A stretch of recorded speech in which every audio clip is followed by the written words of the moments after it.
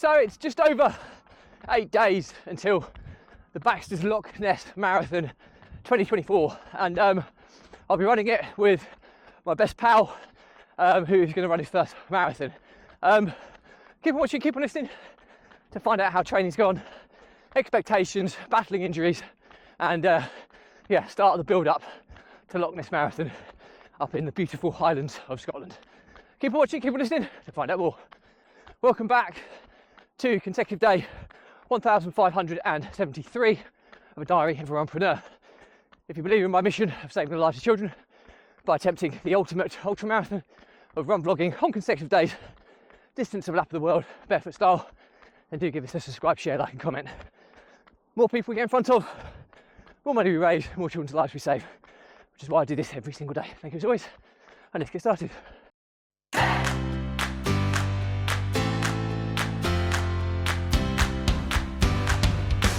So, consecutive day 1573 of a diary of a runpreneur.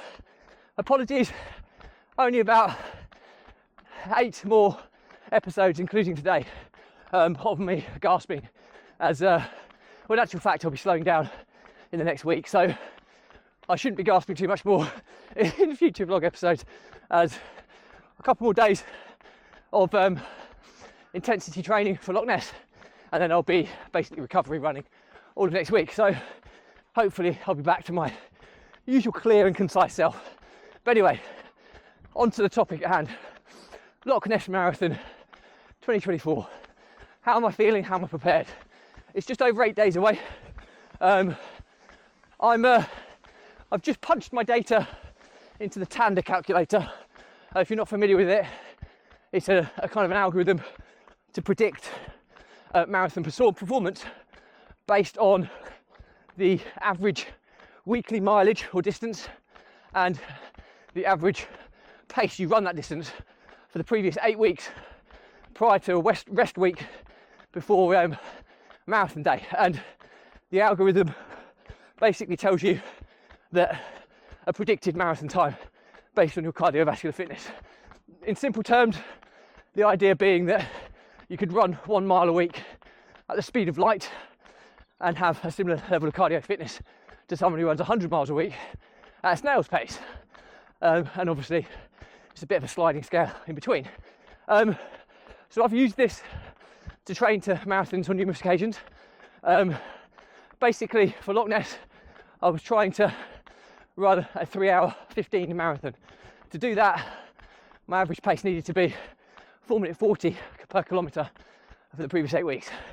It's not anywhere near that, as I've been in holiday, running up and down mountains in 40-degree heats, and it should be grade adjusted, but I don't think it's taken into consideration.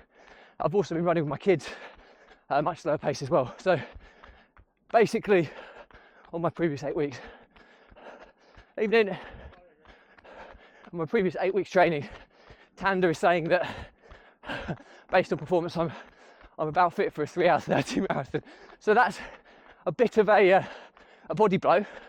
However, on the basis that it hasn't taken into consideration 40-degree heats and running up mountains on holiday, I'll drop that down by about 5 minutes. So basically, off the back of Tanda, I should probably be looking at a shot at a personal best. My current PB is 3 hours 24 and 48 seconds. I'll certainly be looking to best that. I've also been battling some injuries.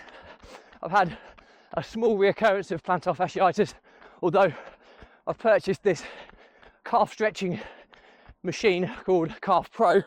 I'll talk to you about that in a separate episode, but I feel that that's helped somewhat ease the burden of plantar fasciitis, so fingers crossed I'll be able to come through that. So yeah, injury wise I've had a few niggles, but I'm feeling okay. Obviously Loch Ness, from where I live, is in the Highlands of Scotland. I live in the southeast of England, or East Anglia to be exact. It would be a 9.5 hour drive to Inverness, where the expo is, and a 9.5 hour drive back. We were going to do that until very recently, where we realised that's probably not best preparation for a marathon, and especially after the marathon, probably not safe driving that distance home. So we're going to purchase plane tickets. We've left it to the last minute, so they're super expensive. They probably would have been pretty cheap should we have booked them when we booked the marathon. But anyway, lessons learned. So yeah, originally I was aiming for a sub 3 hour 15. I think realistically now I'm going to be aiming for somewhere close to 3:20. If I get anywhere close to that, I'll be delighted. A PB of below 3 hours 24 and 48 seconds, I'll be really happy. Anything above and beyond that is just, I'll be ecstatic. So that's what I'm going for. I've adjusted my targets based on training, injuries, preparation, etc. But yeah, time will tell. So learnings for my diary today, I'll be doing a lot more build up to Loch Ness over the next week. Be realistic with targets would be one. If you can use a tool like Tanda, if you type in Tanda Race Predictor into Google, Tanda, it will come up with a calculator. You can punch your metrics in, or if you use Strava for logging your runs, it can connect to that automatically and give you the analysis. Super effective tool. But listen to what the data is telling you. And are you setting expectations too high? A sub 3:15, based on my data, suggests definitely. So I've adjusted my target to a degree. I'll still probably be going out at somewhere close to 3 hour 15 marathon pace, but inevitably my cardiovascular system probably isn't going to be able to maintain it. So I'll probably drop off towards the latter stages and then be hanging on for a idea somewhere near 3 hours 20, but certainly I'll be aiming for sub 3 hours 24, 48 seconds. But yeah, so realistic expectations is the key one for today. I'll talk to you about how else I'm planning preparation wise, my nutrition and all that side of things closer to the time. But yeah, that's it from me. Questions or comments, drop me a line. I'll respond to everyone. Do remember though, if you believe in my mission of saving the lives of children by attempting the ultimate ultra marathon of run vlogging on consecutive days, distance to the world, barefoot style, do give this a subscribe, share, like and comment. More people we get in front of, more money we raise, more children's lives we save, which is why I do this every single day. Thank you as always, stay positive, stay happy, I'll see you again tomorrow.